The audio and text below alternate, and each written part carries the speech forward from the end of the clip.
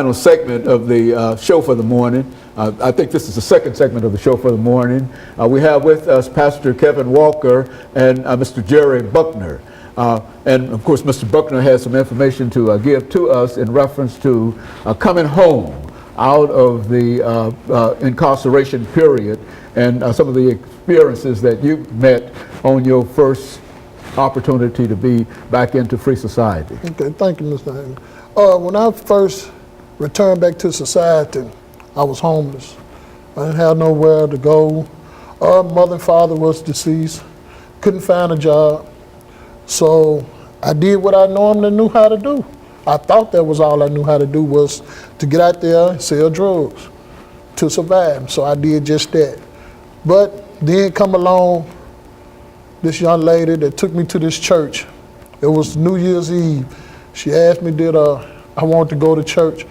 I was just telling her a tale. I wasn't really gonna go, but just so happened I ended up over there, and I ended up in there and I felt a spirit that I never felt in that church.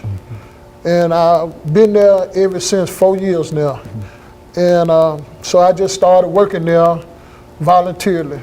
And so my pastor started giving me love offers and things like that, which that he still do. And I just continued to work and work. And eventually he hired me on. And today I really take care of all the property. Like I said, we have a program called Cafe Hope that help these brothers that return back to society, help them find jobs, live in quarters. We also help them get their GED, help them go to college. We have computers down there that they can come job search. And so I give back, I go back to the community. I see these brothers that I once was. And so they out here doing what they doing, but I don't down no one. You know, I talks to them and let them know that if you don't think no one loves you, it's somebody out here that loves you. People, these brothers and sisters really want to hear that someone loves them. And so when I tell them that, you know, they listen, and I ask them, you know, to come and let me show you a better way of life. Come to church, our church, you know, any church really. But that's where I got my help from, is really from God. You know, God showed me a vision that my purpose here on earth is to go back in the highways and byways and let these brothers and sisters know that it is a better way of life. And we can move forward if we come together and work together, empower our neighborhoods. You know, we truly need these brothers that have these entrepreneur skills to come out, you know, and also these brothers that's in retired, brothers and sisters that are in retired, that brick masons, carpenters, concrete finishers. You know, down there where I'm at, this is God's vision for us to help train these brothers so they can take the tools that are available out here, teach them how to use these tools to move forward and become productive in our society.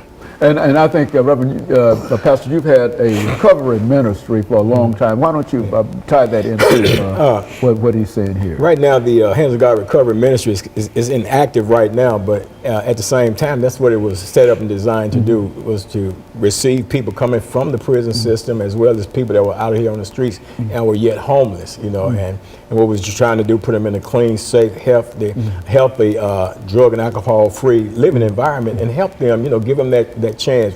One thing that we gave people coming out of the prison system, Dr. Haney, we gave them what a lot of people wouldn't give them, and that was trust. You know, we give them trust right off the top. That we're going to trust that you would do the right thing. We're going to trust that you will, you know, follow the system and you know, and advance throughout in the process.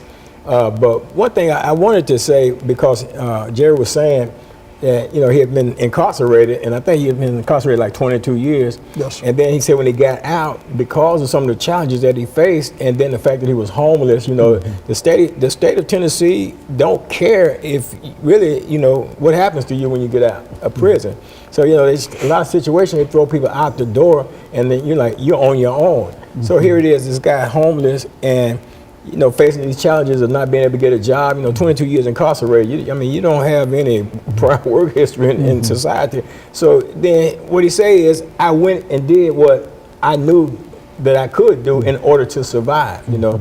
But, you know, society would think that, you know, you would think somebody did 22 years, man, you know, they wouldn't go back to doing that. But, you know, you got to understand it's a natural thing for a human being to want to have, to want to live, to want to survive. And if that's all, it's not all that you know, but it is what you know. What you've been doing for the last 22 years. Well, you know, this can make you know you can do this. You know you can do this, and you can make this happen, as opposed to being rejected here and rejected there. So I mean, he did that, and a lot of people would say, well, that's how these criminals do, man. They go in there no matter how much time they spend, they get back out, and then they do all kind of crazy stuff like that.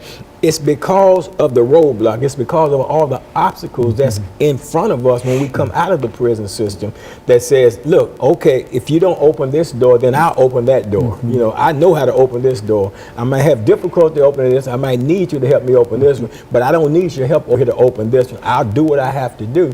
Now, is it right? Absolutely no.